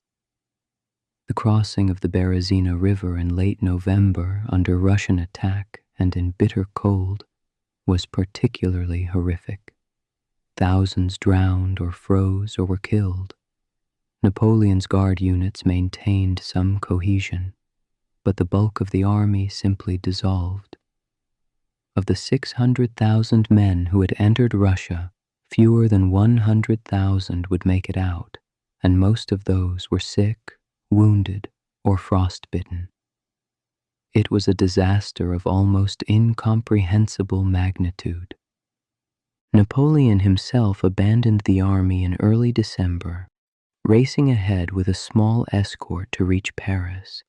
He justified this by arguing that he needed to control the political situation in France and raise a new army. But there was also an element of escape in his flight. The unconquerable general had been conquered, not by Russian armies. Kutuzov had avoided pitched battles after Borodino, but by distance, weather, and logistics. The myth of Napoleonic invincibility, cultivated so carefully over 15 years, was shattered in the frozen wastes of Russia. News of the disaster spread across Europe, and Napoleon's enemies sensed opportunity. Prussia, which had been forced into alliance with France, switched sides. Austria, despite the marriage alliance, began to distance itself from the French Empire. Even French marshals, loyal for so many years, began to question whether Napoleon's ambition had finally exceeded his ability. The emperor returned to Paris and immediately began raising a new army, calling up boys barely old enough to carry muskets and old men who had thought their military service was behind them. His energy seemed undiminished, but something fundamental had changed. The Russian campaign was more than a military defeat. It was a revelation of the empire's vulnerability. Napoleon's power had always rested on the perception that he could not be defeated, that his military genius and the might of French armies were irresistible. Russia proved that this was an illusion. A determined enemy, willing to trade space for time and to endure enormous sacrifices, could defeat the Grande Armée. Napoleon would raise new armies and fight on for another 2 years, but the aura of inevitability was gone. His enemies would grow bolder, his allies less reliable, and his own people increasingly weary of constant war. The snows of Russia had not just destroyed an army, they had marked the beginning of the end for Napoleon's empire. Chapter 10. The Fall. Napoleon worked with frantic energy through the winter of 1812 and into 1813, trying to rebuild what Russia had destroyed. He raised a new army of 300,000 men, conscripting teenagers and recalling veterans. He was still Napoleon Bonaparte, still the military genius who had defeated every coalition Europe could assemble. But his enemies had learned from experience. Prussia and Russia formed an alliance, soon joined by Austria. Even Sweden, now ruled by one of Napoleon's former marshals who had switched sides, joined the coalition. Britain provided money and encouragement. Europe was uniting against France as never before.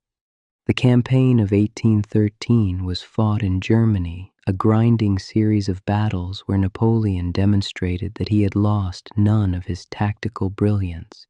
He won victories at Lutzen and Bautzen, but they were not the decisive triumphs of Austerlitz or Jena. His army was too inexperienced, his cavalry too weak after losing so many horses in Russia, and his enemies too numerous and too cautious. They learned to avoid fighting Napoleon directly, instead wearing down his marshals in smaller engagements. The Allies could afford to lose battles. Napoleon could not afford to lose armies. In October 1813, the decisive confrontation came at Leipzig in what became known as the Battle of the Nations. For 3 days, Napoleon's army of nearly 200,000 men fought against Allied forces totaling more than 300,000. The battle raged across a vast area, with Napoleon desperately trying to defeat segments of the Allied army before they could unite. But for once, the Allies maintained coordination. On the battle's 3rd day, Saxon troops in Napoleon's army defected to the Allies during the fighting. Napoleon had no choice but to retreat. Leipzig cost him 60,000 casualties and marked the effective end of French control over Germany. The Allies pursued Napoleon back to France. By late 1813, enemy armies were crossing the Rhine, invading France itself for the first time since the Revolution. Napoleon fought a brilliant defensive campaign in early 1814, defeating Allied detachments in a series of small but sharp engagements. But he could not be everywhere at once, and the Allies simply pushed around the areas where he was strong. Paris itself was threatened, and the emperor's marshals were exhausted, their armies melting away through desertion and defeat. France was bleeding, and many who had supported Napoleon began to wonder if peace at almost any price might be preferable to continued war. On March 31st, 1814, Allied forces entered Paris.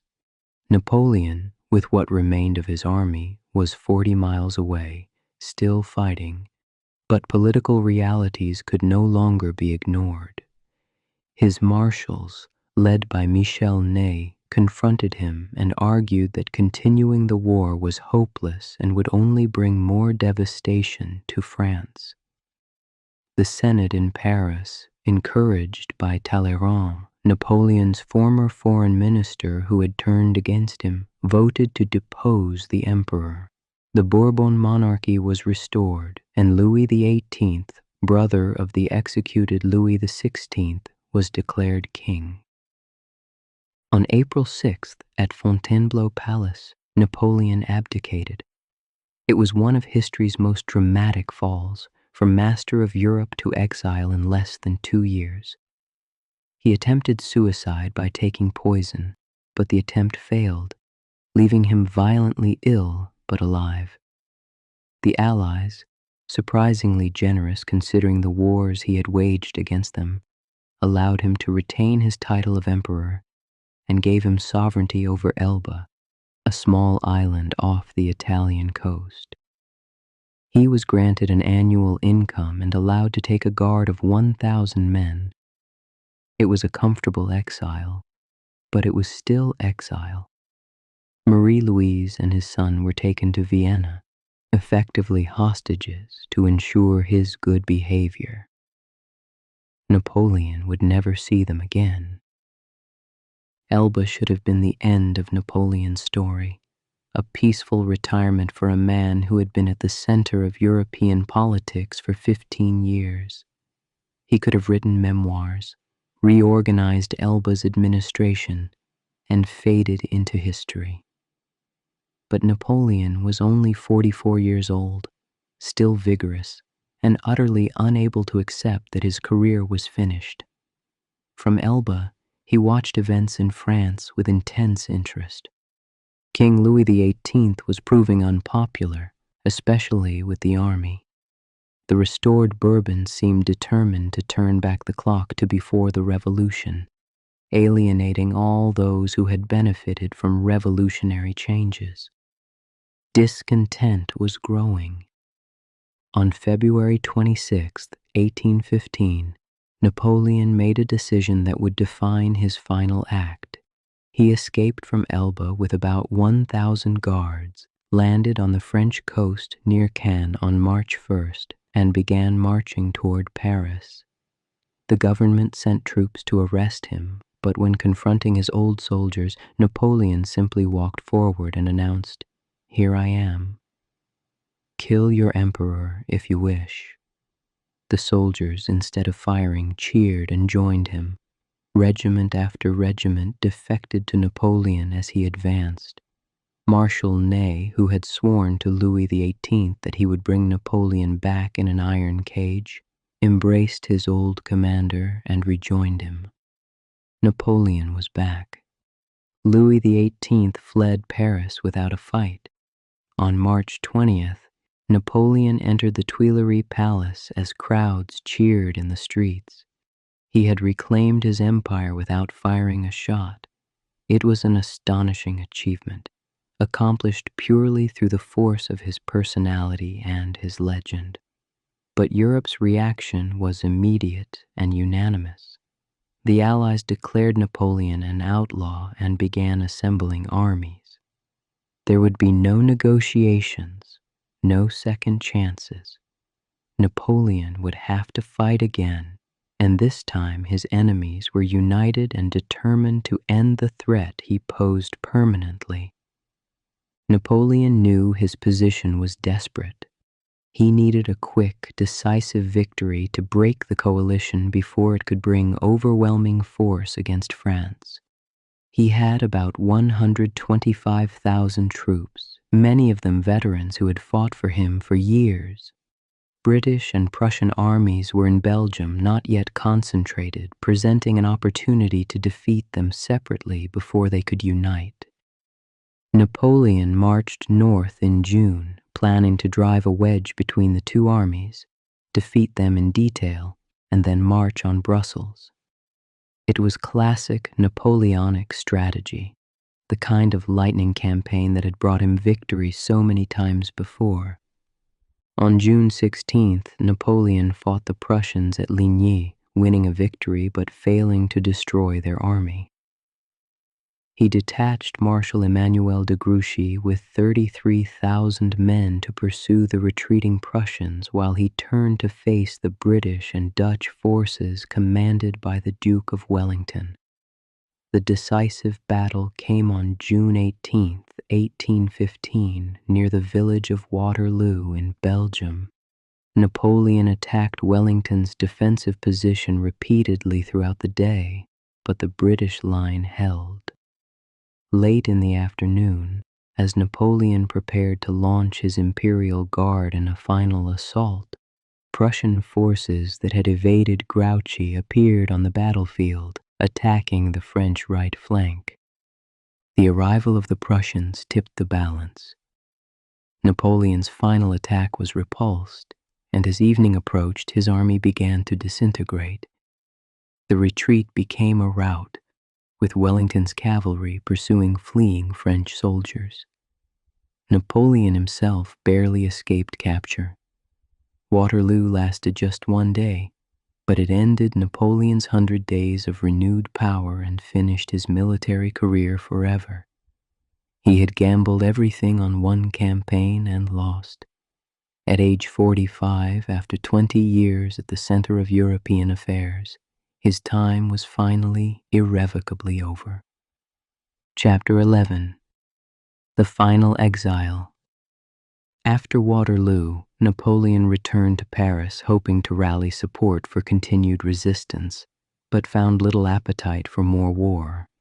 His political base had collapsed, the legislature demanded his abdication, and even his most loyal supporters recognized that his cause was hopeless.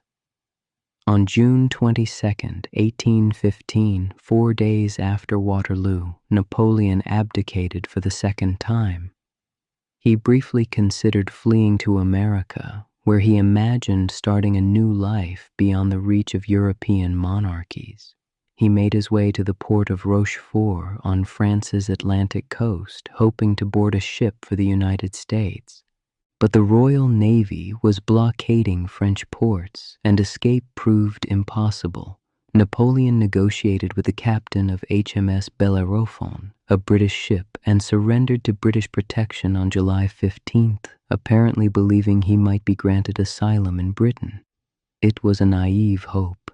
The British government, which had fought Napoleon for over a decade and spent fortunes funding coalitions against him, had no intention of allowing him to live comfortably in England, where he might become a focus for dissent. The question was what to do with him. He was too dangerous to be kept in Europe, where escape would always be possible. The British solution was Saint Helena, a remote volcanic island in the South Atlantic, over 1,000 miles from the nearest land. It was one of the most isolated spots on Earth, a small, barren rock surrounded by ocean, constantly battered by winds, its climate damp and unhealthy. There would be no escape from Saint Helena. Napoleon protested bitterly when informed of the decision, claiming he had placed himself under British protection and should be treated as a guest, not a prisoner. But the British were adamant. In October 1815, he was transferred to HMS Northumberland for the voyage to his final exile. Napoleon arrived at St. Helena on October 15, 1815. He was initially housed at a property called the Briars, while his permanent residence, Longwood House, was prepared. Longwood was a damp, rat-infested building on a windswept plateau, surrounded by guards and sentries to prevent escape. British soldiers were stationed across the island, and ships patrolled the waters. Sir Hudson Lowe, appointed as governor of the island and Napoleon's jailer, took his responsibilities seriously, implementing strict security measures that Napoleon found humiliating. The two men despised each other from their first meeting. Napoleon's household at Longwood consisted of a small group of loyal followers who had chosen to accompany him into exile. General Henri Bertrand, his Grand Marshal, along with Bertrand's wife and children, General Gaspard Gourgaud, another military companion, Count Emmanuel de Las Cases, who would record Napoleon's recollections, and later, Count Charles de Montholon and his wife. Servants and staff brought the household to about 30 people. They lived in cramped conditions, their isolation broken only by occasional visiting ships and by conflicts with Sir Hudson Lowe over restrictions and protocols. Life at Longwood quickly settled into a tedious routine. Napoleon rose late, usually around 11 in the morning. He would bathe, dress with the help of his valet, and breakfast. The afternoons were spent receiving his companions for conversation, dictating memoirs and commentary on his campaigns, or working in the small garden he cultivated. Evenings included dinner with his household, card games, and readings from classical literature. It was a life stripped of purpose, a cruel fate for a man who had once commanded armies and reshaped nations. Napoleon was only 46 when he arrived at St. Helena, still vigorous and mentally sharp, condemned to waste away on a rock in the middle of the ocean. Napoleon devoted much of his time to crafting his own legend, dictating accounts of his battles and justifications for his policies. He portrayed himself as a defender of revolutionary principles, a champion of rationality and progress who had been brought down by reactionary monarchies and British gold.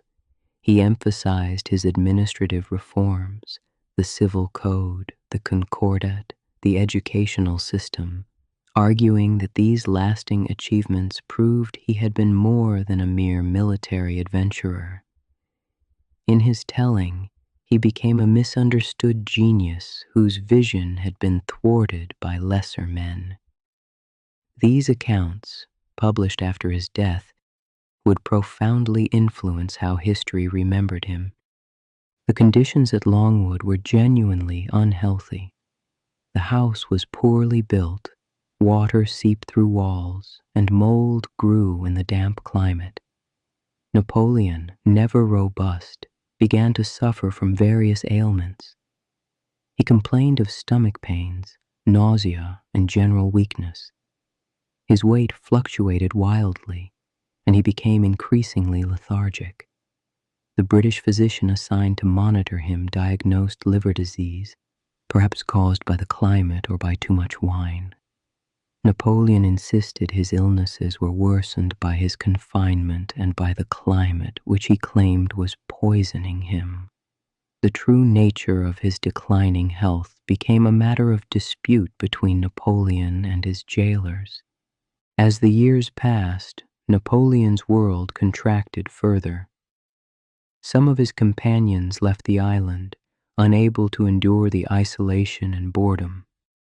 Las Casas was expelled by Sir Hudson Lowe after attempting to smuggle letters off the island. Gourgaud departed after quarrels with other members of the household. The Bertrands and Montholons remained, but relations even within the household became strained. Napoleon grew more difficult and querulous as his health declined. He spent increasing amounts of time in bed, seeing fewer visitors, losing interest even in the dictation of memoirs that had occupied so much of his time. By 1820, Napoleon was clearly seriously ill. He had lost significant weight, suffered constant pain, and could barely leave his bed. The British brought in additional doctors, but they could do little.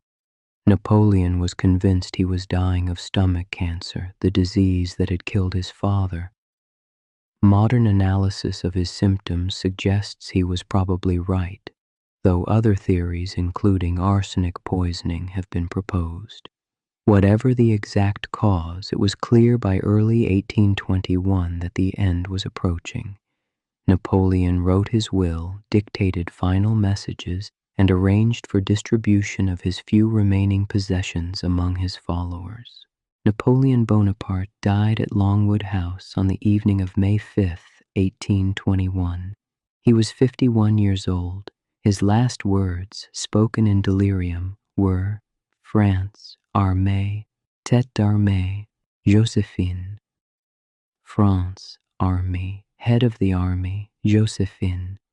Even at the end, his mind was on military command and the woman he had divorced for reasons of state but had apparently never stopped loving. The autopsy, conducted by British and French doctors, confirmed significant stomach damage consistent with cancer, though the exact findings would be disputed for years afterward. Napoleon was buried on Saint Helena, in a valley he had sometimes visited during his exile.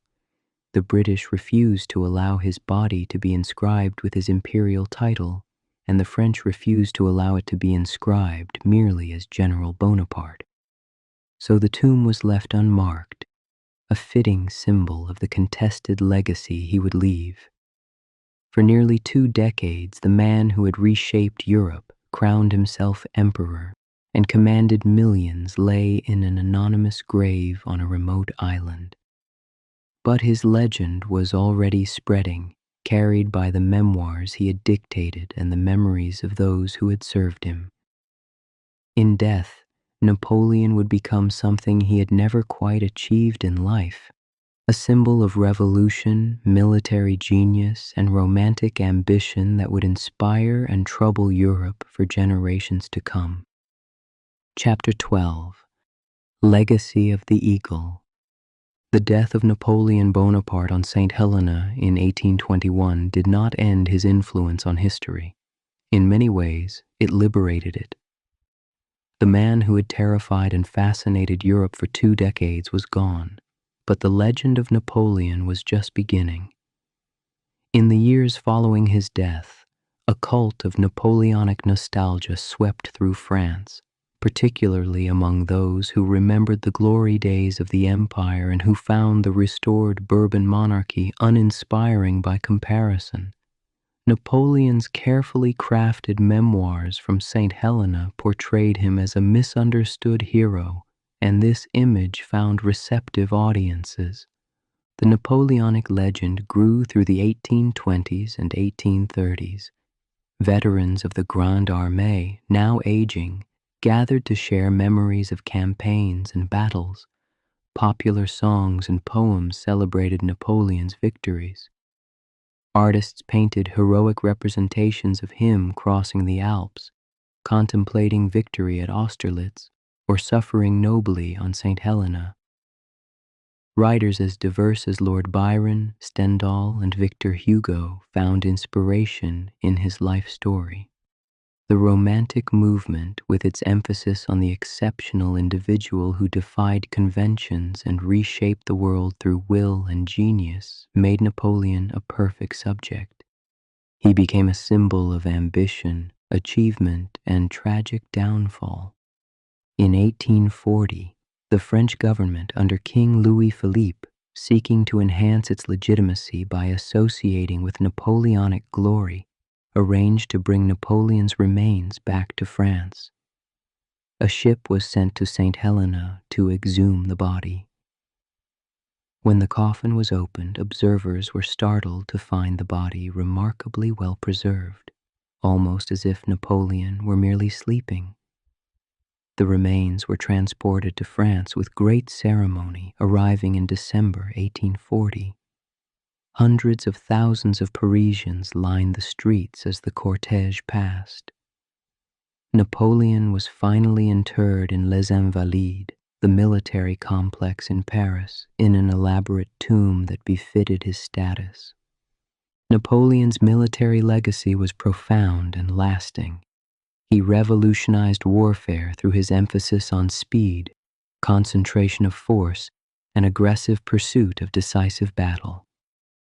His organizational innovations, the corps system that gave his armies flexibility and independence, his use of artillery and massed batteries, his integration of cavalry for reconnaissance and pursuit, became standard practice in modern armies. Military academies around the world studied his campaigns. Generals from the American Civil War to World War II read and applied principles derived from Napoleonic warfare. His campaigns remain textbook examples of strategic thinking and tactical execution. But Napoleon's influence extended far beyond the battlefield. The Napoleonic Code, his systematic codification of civil law, became the model for legal systems throughout Europe and Latin America. It established principles of equality before the law, protection of property rights, and secular authority over family matters. The code's clarity and organization made it easily adaptable to different societies. Even today, legal systems in dozens of countries show the influence of the Napoleonic Code. It was arguably his most lasting achievement, touching the lives of far more people than his military victories ever did. Napoleon's administrative reforms transformed France and influenced government structures across Europe. He created the system of prefects to administer departments, providing centralized authority that made government more efficient if less democratic. He reformed education, establishing the lycée system of secondary schools in the framework of French universities. He created the Bank of France, stabilized the currency, and rationalized tax collection. He promoted careers based on merit rather than birth, opening opportunities for talented individuals regardless of their social origins. These changes survived his fall and shaped modern France. The spread of Napoleonic ideas, often carried by his armies, had unintended consequences. The French occupation of various European states brought revolutionary principles of equality, rationality, and merit-based advancement. Feudal privileges were abolished, Church lands were confiscated, and legal codes were modernized. Although these changes were imposed by force and served French interests, they planted seeds of modernization. When Napoleon fell and the old monarchies were restored, they could not fully turn back the clock. The experience of French rule had shown that alternative political and social arrangements were possible. Perhaps even more significant was Napoleon's role in stimulating nationalism. The French occupation provoked resistance movements that were often the first expression of modern national consciousness. Spanish resistance to Joseph Bonaparte, German resistance to French domination, Italian resentment of foreign control, all these contributed to the growth of nationalist movements that would reshape Europe throughout the 19th century. Napoleon had tried to create a European empire. Instead, he inadvertently helped create the conditions for the nation-states that would dominate modern Europe. Napoleon's ambition and his fall also provided a cautionary tale about the limits of military power. He had shown that a determined leader with a strong army could conquer vast territories and topple established governments. But he had also demonstrated that empires built primarily on military force without deeper roots in consent or shared interests were vulnerable to collapse. Russia had shown that determination and distance could defeat even the Grande Armée. Spain had shown that popular resistance could make an occupation unsustainable. These were lessons that later conquerors would ignore at their peril. The question of how to evaluate Napoleon remains contested 2 centuries after his death. To some, he was a military genius and enlightened reformer who brought rationality and progress to Europe, held back only by the reactionary monarchies that feared change. To others, he was a dictator and warmonger whose ambition caused the deaths of millions and whose legacy was authoritarianism dressed in revolutionary rhetoric. Both perspectives contain truth. Napoleon was brilliant but also ruthless, a reformer who also suppressed freedom, a champion of equality who crowned himself emperor. The Napoleonic era ended the French Revolution while preserving many of its achievements. The Bourbon Restoration could not eliminate the civil code, could not restore feudalism, could not make people forget that an artillery officer from Corsica had become emperor through merit rather than birth.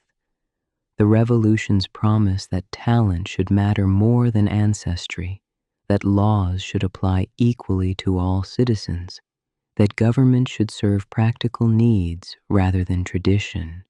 These ideas survived Napoleon's fall because he had institutionalized them in reforms that worked. He had shown that revolutionary principles could be implemented successfully, that society could function without aristocratic privilege. Napoleon Bonaparte was one of history's most complex figures, neither the hero his admirers celebrated, nor the monster his enemies portrayed, but something more interesting and human. He was a product of the Enlightenment and the Revolution who became emperor. He was a brilliant strategist who made catastrophic strategic errors. He was a patron of science and art who looted museums across Europe. He was a champion of merit who created a new aristocracy. He was a military genius who died in exile after leading hundreds of thousands to their deaths. He was a romantic who divorced for dynastic reasons. He was a man of extraordinary energy, intelligence, and ambition whose reach finally exceeded his grasp. In the end, Napoleon's life reads like classical tragedy.